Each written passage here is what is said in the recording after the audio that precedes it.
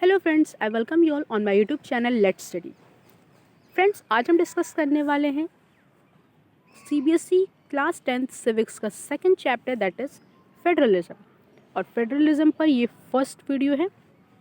Before starting, if you are new to my channel, do like, share, comment and subscribe my YouTube channel and don't forget to press the bell icon so that whenever I post a new video you will get a notification.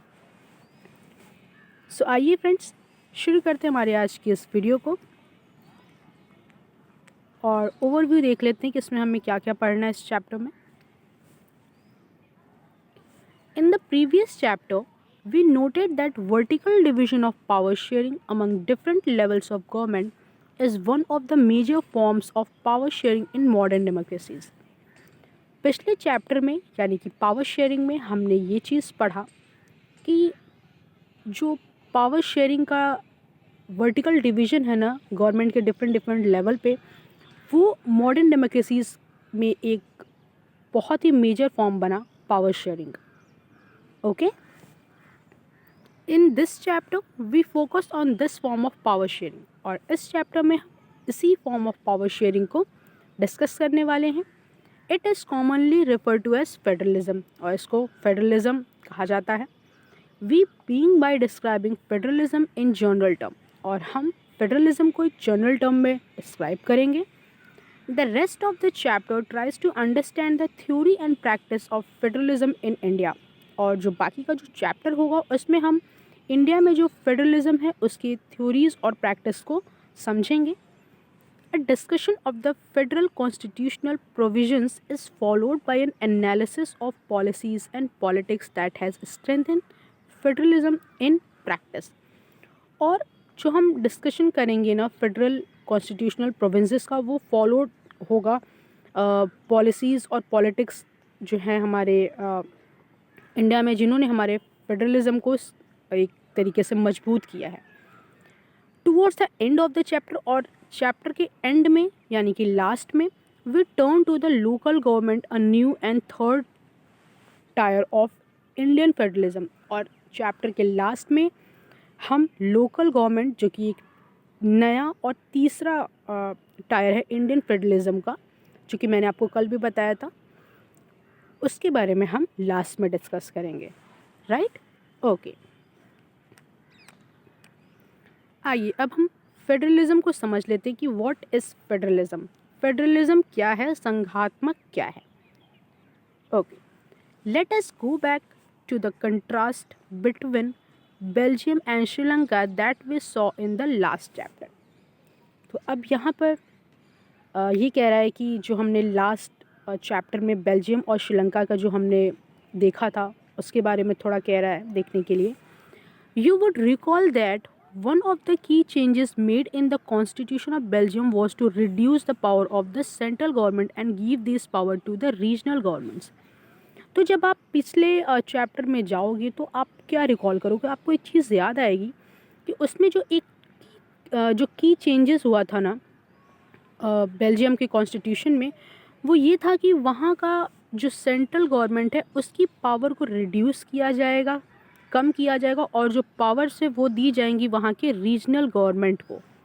ठीक है, यही तो हुआ था वहाँ पर Belgium में। Right? Okay, regional governments existed in Belgium even earlier, और बेल्जियम में पहले भी रीजनल गवर्नमेंट हुआ करती थी। They had their rules and powers, उनके अपने रूल्स थे, अपनी पावर्स थी, ताकत थे। बट लेकिन all this powers were given to these government and could be withdrawn by the central government. लेकिन ये जो पावर्स थी वो इन गवर्नमेंट को दी गई थी, बट सेंट्रल गवर्नमेंट के द्वारा ले ली गई थी। ठीक है, मतलब कि ले ली जा सकती थी, यानी कि सेंट्रल गवर्नमेंट उन पावर को ले सकती थी। Okay, the change that took place in 1993 was that the regional governments were given constitutional powers that were no longer dependent on the central government. तो मैंने आपको बताया था कि बेल्जियम का जो कॉन्स्टिट्यूशन था उनमें 4 बार अमेंडमेंट हुआ था। तो जो चेंज हुआ था 1993 में वो ये था, उसमें ये चेंजेस हुए थे कि जो रीजनल गवर्नमेंट्स के जितने भी पावर थे वो अब सेंट्रल गवर्नमेंट के ऊपर निर्भर नहीं थे, डिपेंडेंट नहीं थे। इट मीन्स को कि उनको अपना एक कह सकते थे कि पावर मिल गया था, जिसमें वो अब सेंट्रल गवर्नमेंट पे डिपेंडेंट नहीं थे। ऐसा चेंज हुआ 1993 में। Okay, thus Belgium shifted from a unitary to a federal form of government. और इस तरीके से बेल्जियम जो कि यूनिटरी फॉर्म ऑफ गवर्नमेंट था उससे शिफ्ट हो गया फेडरल फॉर्म ऑफ गवर्नमेंट में, right. Okay, Sri Lanka continues to be for all practical purposes a unitary system. और श्रीलंका जो था उसमें यूनिटरी सिस्टम ही कंटिन्यू हुआ।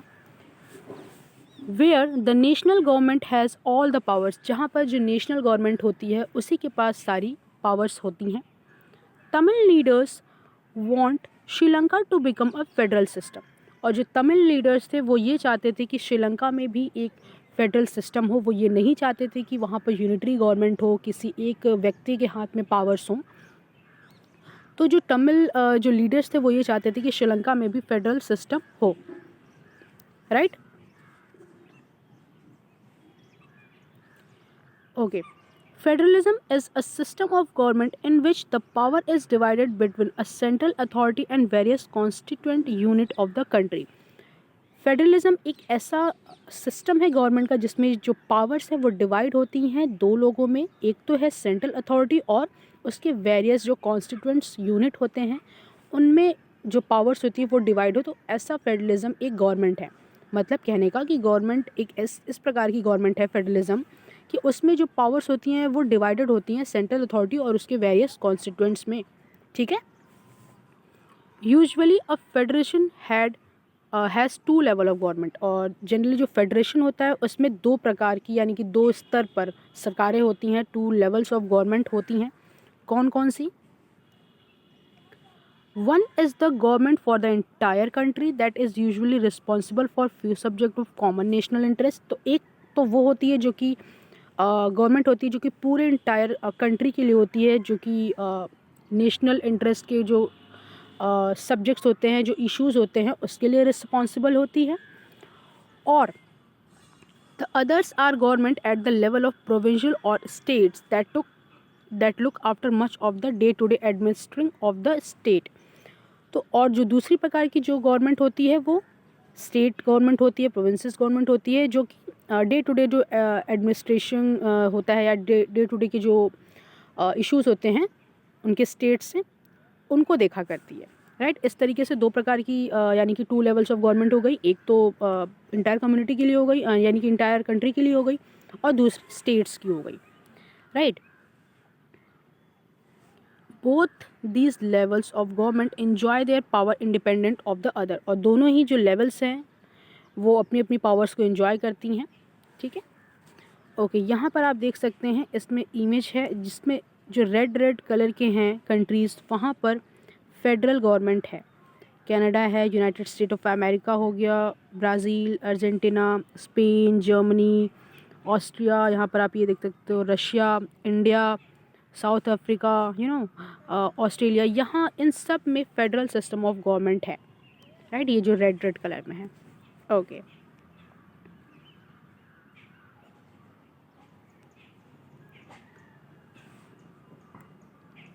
इन this sense federations are contrasted with unitary government. अब अगर इस सेंस में अगर देखा जाए तो जो फेडरेशन है वो यूनिटरी गवर्नमेंट के कहीं ना कहीं कंट्रास्ट है, ठीक है। अंडर द यूनिटरी सिस्टम के अंदर क्या होता है? Either there is only one level of government और the sub units are subordinate to the central government.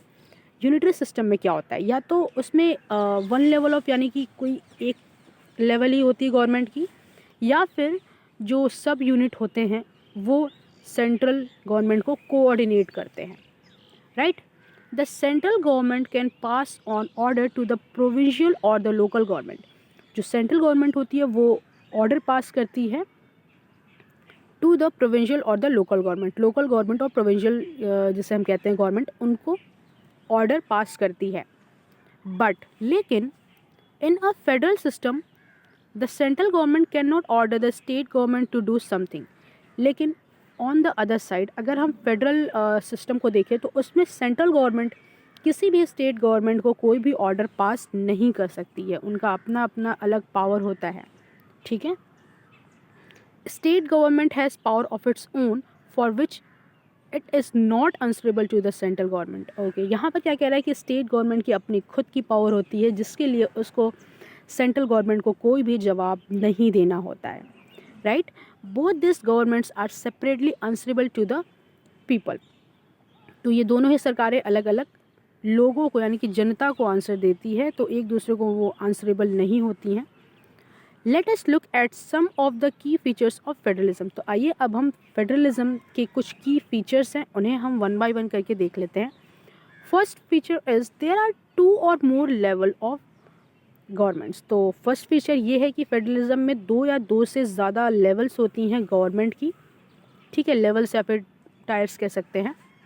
तो 2 या 2 से अधिक या 2 या 2 से ज़्यादा लेवल्स होती हैं। Second point, different tiers of government govern the same citizen but each tier has its own jurisdiction in specific matter of legislation, taxation and administration।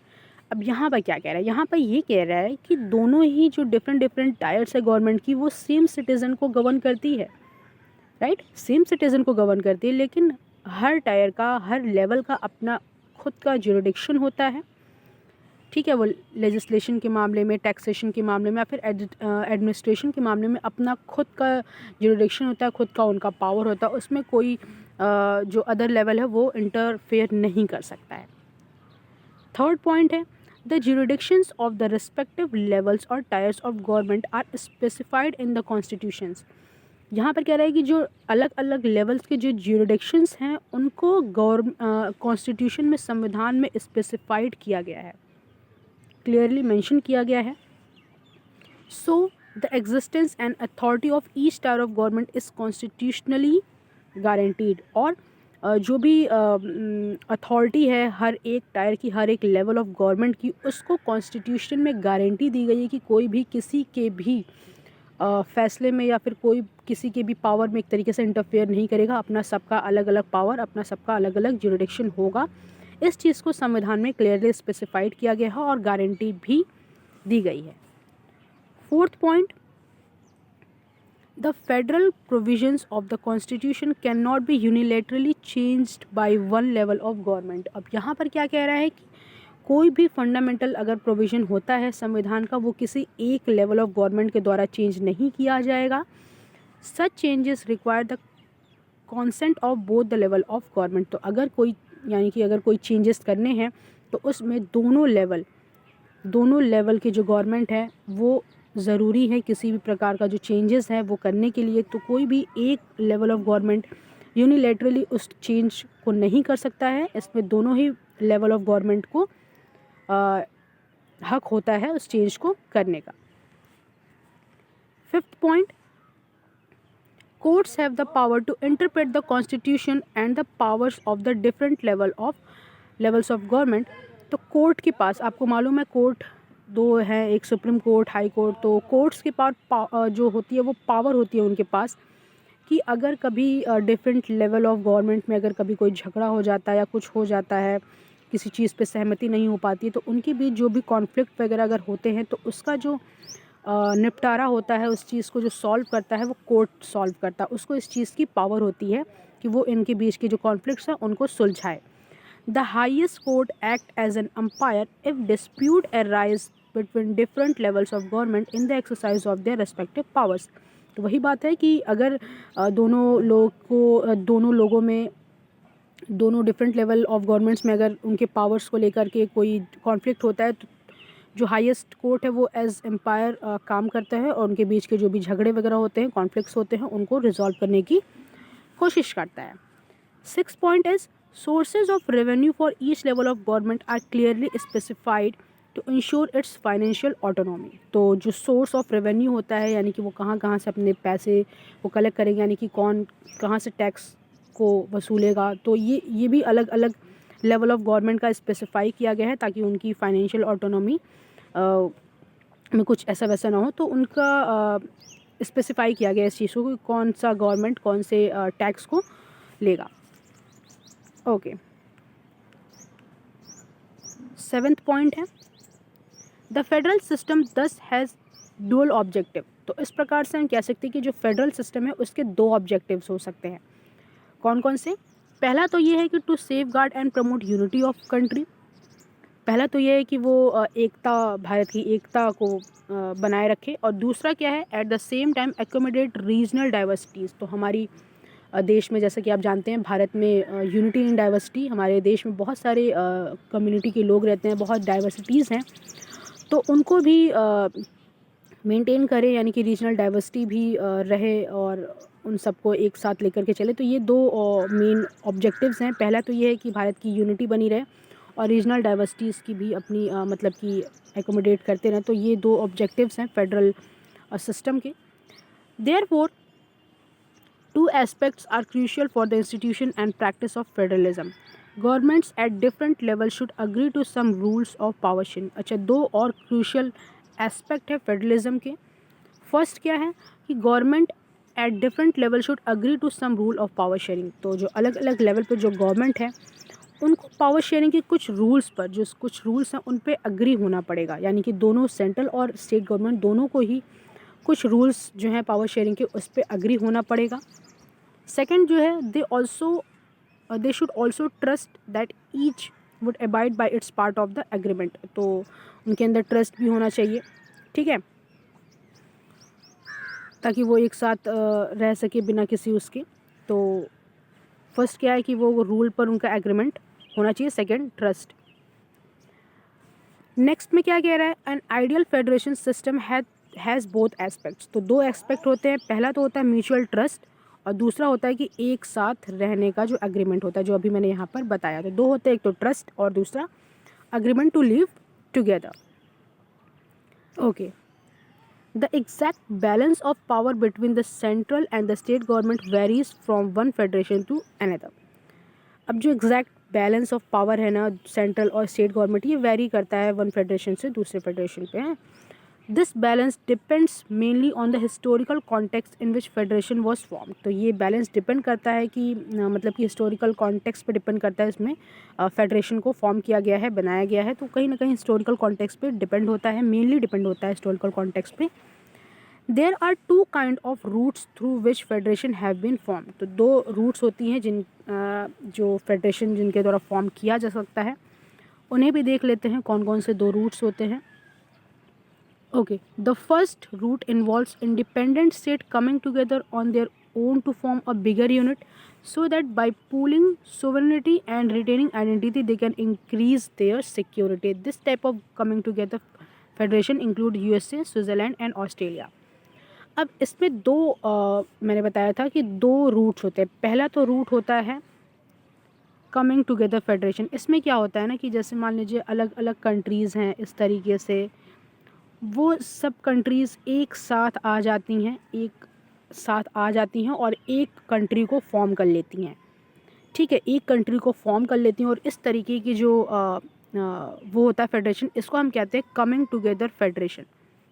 और इसमें कौन कौन से कंट्रीज़ इंक्लूड हैं? USA, स्विट्ज़रलैंड और जो है ऑस्ट्रेलिया, ये इंक्लूड है जहाँ पर कमिंग टुगेदर फेडरेशन होती है, यानी कि कमिंग टुगेदर फेडरेशन है। In the first category of federation, all the constituent states equally have power and are strong the federal, यानी कि इसमें क्या होता है कि जो सारी कंट्रीज़ होती हैं उनके पास इक्वल पावर होती हैं, ठीक है, सारे जो स्टेट्स हैं उनके पास इक्वल पावर होती हैं, जैसे कि फेडरल गवर्नमेंट पास होती है, तो ऐसा उनके पास इक्वल पावर होता है कमिंग टुगेदर फेडरेशन में। और जो सेकेंड रूट है ना उसमें क्या होता है देख लेते हैं। The second route is where a large country decides to divide its power between the constituent states and national government. तो यहाँ पर जो सेकंड रूट है इसमें क्या होता है कि एक बड़ी सी कंट्री है, ठीक है, फॉर एग्जांपल बड़ी सी कंट्री है और उसमें बहुत सारे डिफरेंट डाइवर्सिटीज़ के लोग रहते हैं। तो वो अलग अलग मतलब लैंग्वेज के अकॉर्डिंग या किसी के अकॉर्डिंग अलग अलग लैंग्वेज या डाइवर्सिटीज़ के अकॉर्डिंग अलग अलग स्टेट्स में उनको डिवाइड कर दी गई और उसी के अकॉर्डिंग उनकी पावर्स को भी इसमें डिवाइड कर दिया गया है अलग अलग स्टेट्स को। तो इस तरीके की जो फेडरेशन होती है उसको हम क्या कहते हैं? Holding together federation. इस तरीके के फेडरेशन को हम कहते हैं होल्डिंग टुगेदर फेडरेशन। जैसे कि इंडिया में है, स्पेन में है, बेल्जियम है, ये सब इस एग्जाम्पल हैं होल्डिंग टुगेदर फेडरेशन के। In this second category the central government tends to be more powerful via the state, और इसमें जो होती है सेंट्रल गवर्नमेंट वो काफ़ी ज़्यादा पावरफुल होती हैं इसमें स्टेट गवर्नमेंट के मुकाबले। Very often different constituents unit of federation have unequal power, और कभी कभी क्या होता है कि जो डिफरेंट कॉन्स्टिट्यूंट यूनिट्स हैं फेडरेशन के उनके पास अनइक्वल पावर्स होती हैं। Some units are granted special power, और कुछ यूनिट्स हैं जिनको स्पेशल पावर ग्रांट किया जाता है। ओके, सो आज के लिए बस इतना ही।